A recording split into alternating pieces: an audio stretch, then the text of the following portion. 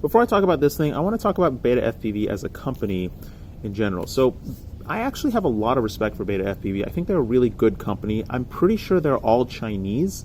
However, they're one of those companies that really make an effort to make good quality products. They don't want to make garbage and just sell crap and just make a buck. They're trying to give people a good user experience. I've talked to a number of their representatives. I don't have like an open communication channel with them. They don't constantly communicate with me. I don't even know when things are going to show up. This one just showed up like a week ago, and I didn't even know they were sending it to me, so I appreciate that they continue to support me.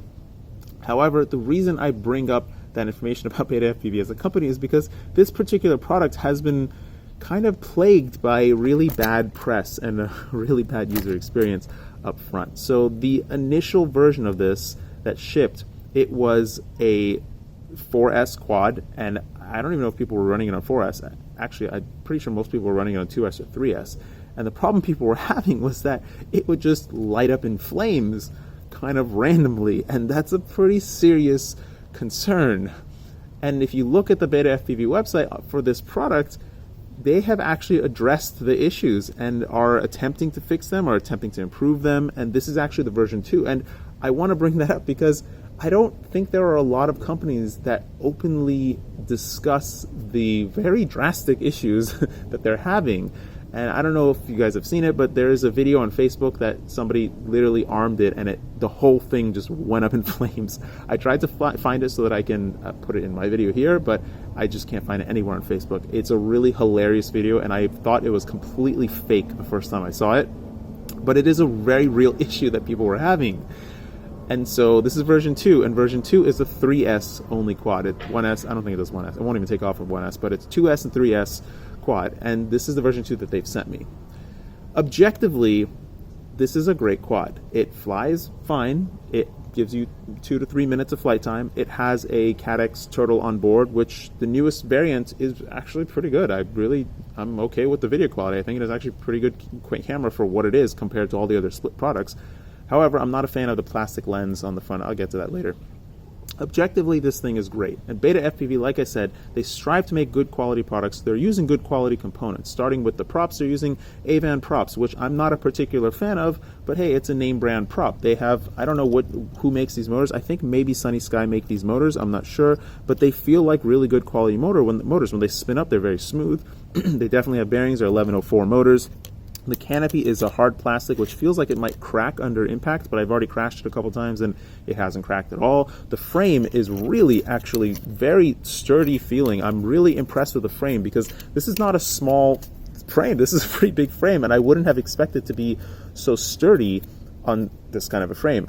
I mean, I feel like I'm going to use this frame for other builds of other sorts because this is really, it really is a nice frame.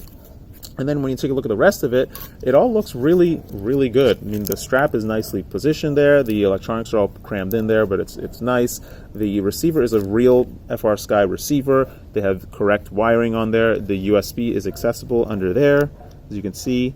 And they're using a real VTX. I don't know which one, but I looked it up. I forgot which one it was. They have a real axis antenna, a micro axis antenna on there, using a real CADX camera. It's all real stuff.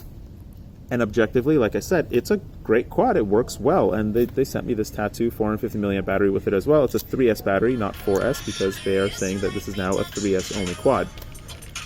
However, I have not been this surprised with how something performs in quite some time.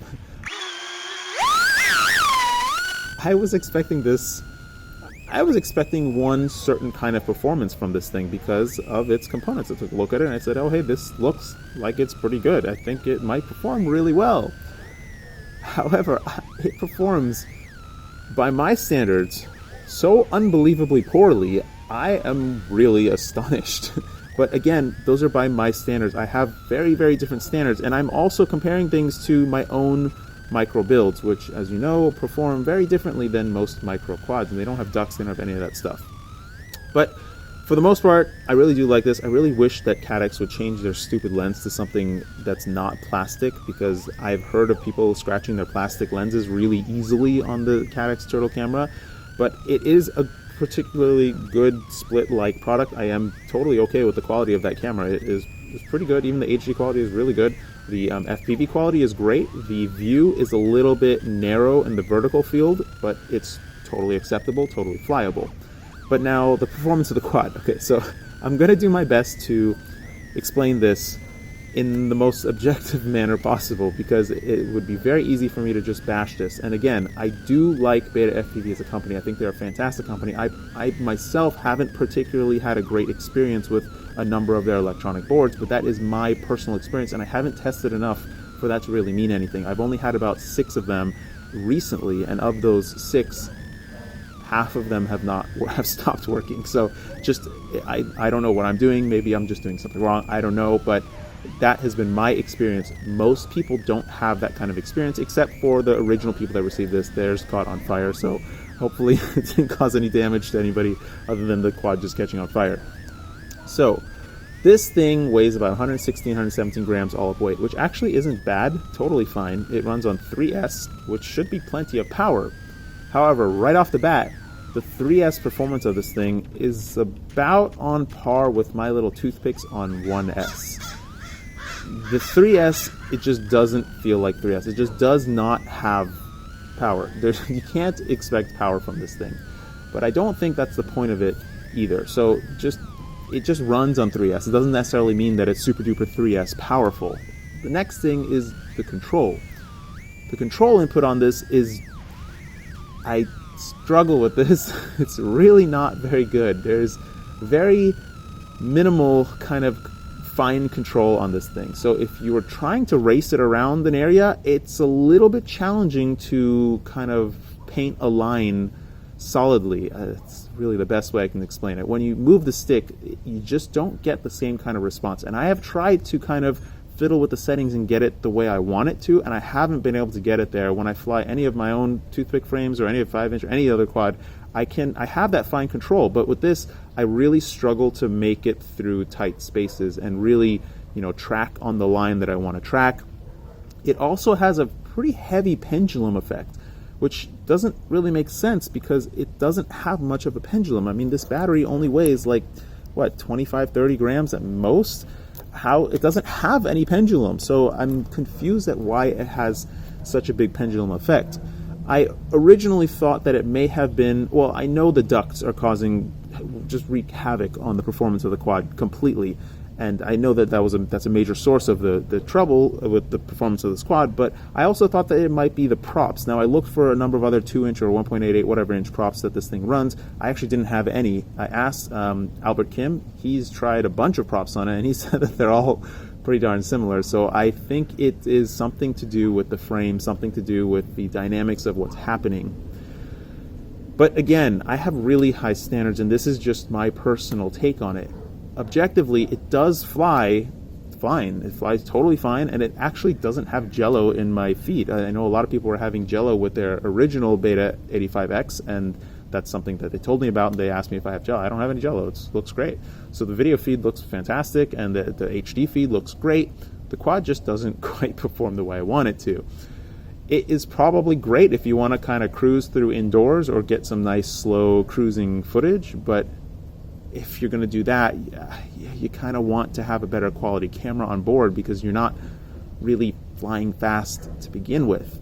And originally, I thought that it was ridiculous that something like this would have ducts and all this stuff, but when I felt the frame, I was really surprised. The frame really feels sturdy. I've crashed a couple times.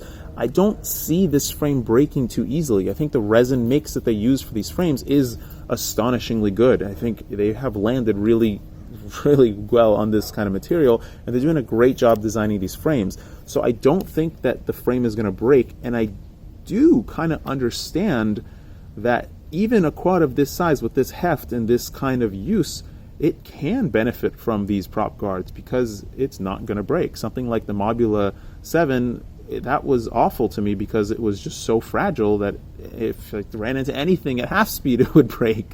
But this thing, first of all, doesn't really have much speed, and it doesn't weigh all that much. So I would have said that that the ducts and everything just don't make sense for a quad of this status.